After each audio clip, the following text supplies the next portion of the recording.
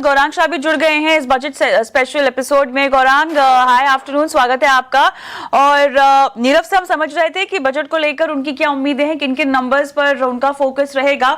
झटपट आपकी भी क्या उम्मीदें हैं, किस तरह से कैपेक्स टू कंजम्पशन की रफ्तार को आगे बढ़ाया जा सकता है, सेक्टर स्पेसिफिक राहतें, पीएलआई को लेकर किस तरह के ऐलानों की नंबर्स के लिहाज से आपको उम्मीद है? बहुत बहुत धन्यवाद कविता, इस मंच पर आमंत्रित करने के लिए सभी को प्रणाम और शुभ दिन। हमारे तरफ से एक छोटा डिस्क्लोजर पहले ही दे देते हैं ताकि आगे जाकर के दिक्कत न हो। जो भी निवेश लायक रणनीति आपके समक्ष आज दोपहर इस कार्यक्रम में रखेंगे, ये बुनियादी तर्क के आधार पर फंडामेंटल रिसर्च टीम की राय है। इसमें हमारी कंपनी जियोजित अथवा मेरा किसी भी प्रकार का व्यक्तिगत निवेश नहीं है, ना ही किसी प्रकार का वित्तीय लाभ मिलता है, ना ही किसी प्रकार का कॉन्फ्लिक्ट ऑफ इंटरेस्ट। लेकिन इसी स्तर पर राय हम हमारे क्लाइंट्स को देते हैं, संभव है कि उनका निवेश हो। तो देखिए कविता, सूची लंबी हो जाती है, उम्मीदों की भरमार हो जाती है जब भी 1 फरवरी की तारीख आती है हर वर्ष।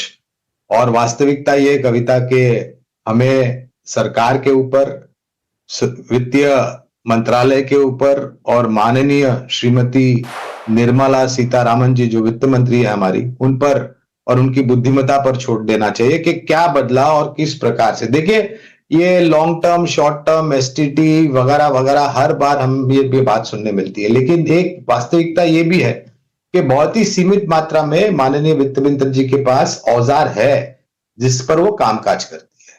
ठीक है, मैंने जितने भी बजट हमने इस सरकार से देखे और माननीय वित्त मंत्री जी की तरफ से देखे, जो पिछले बजट देखा था, मैं ये मान के चलता हूं कविता कि वित्तीय अनुशासन, रोजगार खड़ी करने की पूरी कोशिश, विस्तार योजनाओं पर खर्च सरकार के तरफ से खास करके, जिससे रोजगार खड़ा होगा और बेरोजगारी हटेगी, और जो वित्तीय घाटा है उस पर निर्णायक तरीके से लगाम खींचकर उसको ऐसे स्तर पर लेके आना जहां पर से देश की अर्थव्यवस्था और विकास को और भी सहारा मिले। और जो भी नीतियां जो थोड़ी बहुत बाधाएं खड़ी कर रही है उनको दूर करके नई नीतियां लाए ताकि फॉरेन डायरेक्ट इन्वेस्टमेंट के द्वारा जो डॉलर हमारे देश में आते हैं वो लंबी अवधि तक आते रहें और यहां पर लंबे समय तक बने रहें। और इस प्रकार से मुझे लगता है कि विकास देश का होगा। मन लुभावन बातें और शायद पॉपुलिस्ट बजट का इस्तेमाल बिल्कुल नहीं होगा, ये मान के चलता हूं मैं। बिल्कुल। विकास होगा, ये कहना है गौरांग सर का। सर, विकास बात कर रहा हूं। Good afternoon. एक सवाल आपसे मैं ट्रेडर्स के हिसाब से पूछना चाहता हूं कि जो ट्रेडर्स या जो इन्वेस्टर्स संडे के दिन बजट को देखेंगे और उस वक्त क्योंकि मार्केट भी खुला है तो उंगलियां निश्चित तौर पे कुछ ना कुछ कहेंगी कि कुछ ट्रेड ले लेते हैं या कुछ इन्वेस्ट कर लेते हैं।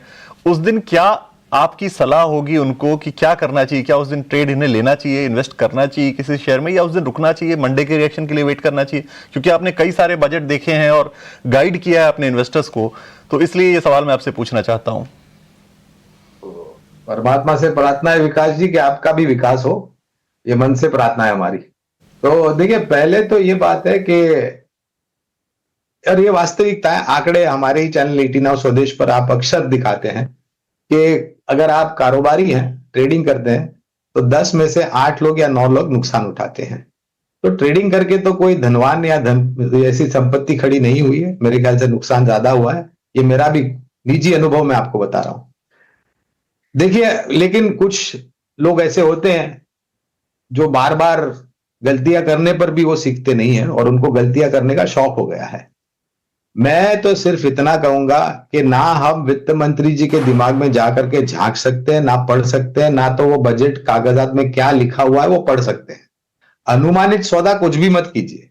जैसे जैसे घोषणा होती है और जैसे जैसे आपके समझ बुद्धिमत्ता के हिसाब से आपको अगर कुछ जोखम मोड लेना है तो जाकर के फिर आप करिए, वरना मेरे ख्याल से शेयर बाजार, भारत के शेयर बाजार जो है, और ये मेरा निजी ना फिर से बता रहा हूं, अगर आप लंबी अवधि के लिए निवेश करते हैं तो ना तो सिर्फ आपकी पूंजी में वृद्धि होती है लेकिन आपका भविष्य भी सुरक्षित हो जाता है। तो देखिए, और निष्कर्ष निकालना भी एक बहुत बड़ी बात है। अब 10 बजे से मेरे ख्याल से माननीय वित्त मंत्री जी बोलना शुरू करेंगे, औसतन 1 या 2 बजे तक वो बोलती है और फिर संपन्न कर देती है अपना बजट का भाषण। अब उतने समय में क्या आप निष्कर्ष निकाल पाएंगे कि जो बदलाव हुआ, नीति हुआ, जल्दबाजी में अब अगर आप कुछ गलत सौदा कर बैठे तो उसका भी आपको जो हर्जाना है वो भुगतना पड़ेगा। तो थोड़ी सोच समझ और बुद्धिमत्ता का प्रयोग करके आप जो भी करना है आप वो करें। बिल्कुल। तो बजट के दिन के लिए आपकी ये स्ट्रेटजी होनी चाहिए। लंबे एक्सपीरियंस के साथ आपको ये सलाह दी जा रही है। चलिए एक काम कर, गौरांग के पास अब मैं जाना चाहती हूँ। गौरांग, ये बताइएगा अब आपके खेमे से क्या रिकमेंडेशंस निकल रही हैं बजट को ध्यान में रखते हुए? देखिए कविता जी, नाम बताने से पहले अनिवार्य है ये समझ ले कि ये जो भी विकल्प है ये लंबी अवधि के लिए बुनियादी तर्क के आधार पर, ये सिर्फ बजट तक या बजट के बाद कुछ हफ्ते या महीने के लिए नहीं है, ये लंबी अवधि के लिए। और लंबी अवधि का अर्थ होता है कम से कम 12 से 18 महीने या उससे ज्यादा। उसी तर्क के आधार पर कविता जी जो विकल्प हमने ढूंढे हैं वो करीबन 3 या 4 क्षेत्र से अलग अलग, और प्रयास हमने ये किया है कि जो मूल्यांकन है वो आकर्षित रहे, कामकाज को लेकर के भविष्य में मूल्यांकन और बढ़ने की संभावना, जिससे शेयर के भाव में वृद्धि हो और निवेशकों का लाभ हो, ये विचारधारा रखी है। पहला विकल्प है निजी क्षेत्र की एक छोटी बैंक है जिसमें एक बहुत बेहतरीन परिवर्तन हुआ है, वो है आईडीएफसी फर्स्ट बैंक। ये और जो भी लक्ष्यांक मैं बता रहा हूं ये अनुमानित लक्ष्यांक है, इसमें बदलाव होगा, निर्भर होगा नतीजे किस प्रकार के आते हैं। तो आईडीएफसी फर्स्ट बैंक पर करीबन 105 के आसपास का अनुमानित लक्ष्यांक है।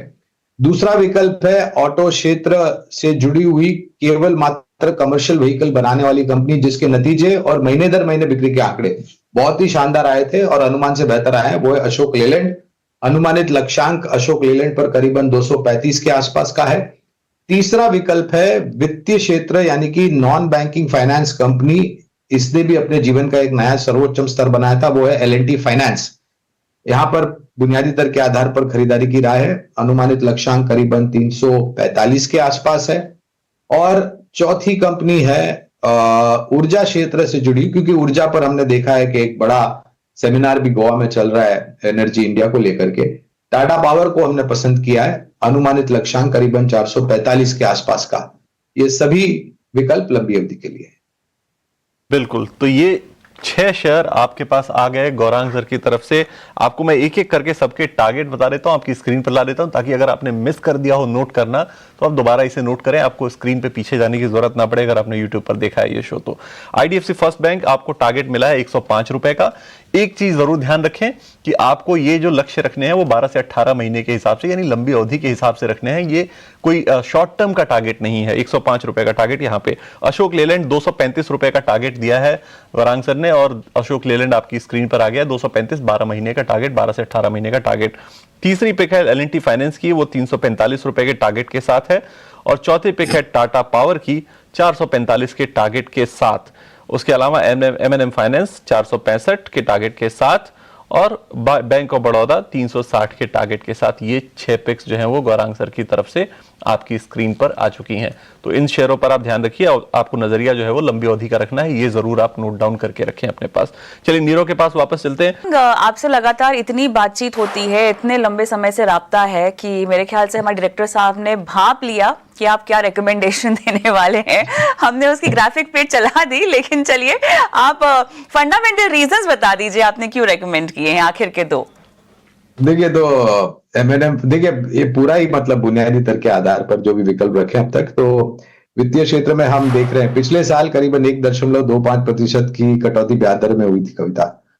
अब इस पहले 3 महीने में कैलेंडर के जनवरी फरवरी मार्च में तो उम्मीद नहीं है ब्याज दर में कटौती होगी तो मेरे ख्याल से नए वित्तीय वर्ष 1 अप्रैल से पश्चात होने की संभावना है। ऋण की मांग निरंतर बढ़ रही है। हमारी सबकी हिंदुस्तानियों की आकांक्षा ये है, सरकार की आकांक्षा ये है कि भारत नेक्स्ट $1 ट्रिलियन इकोनॉमी बने और भारत एक सबसे बड़ा उत्पादन क्षमता वाला देश बने, जहां पर हम पूरे विश्व भर से जो इंपोर्ट करते थे आने वाले भविष्य में हम एक्सपोर्ट करेंगे पूरे विश्व में।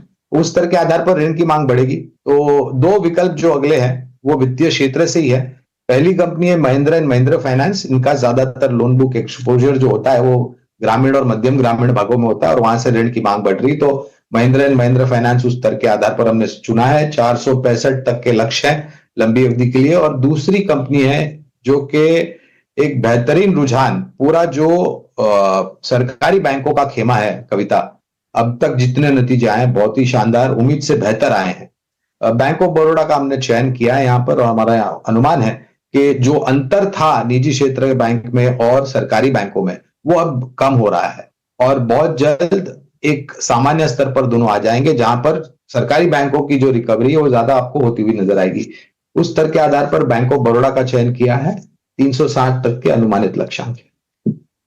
आपकी आखिरी रिकमेंडेशन जो गौरांग ने आपको दी है बैंक ऑफ बड़ौदा, जहां पर 360 का लक्ष्य जो है गौरांग की तरफ से रिकमेंड किया जा रहा है, और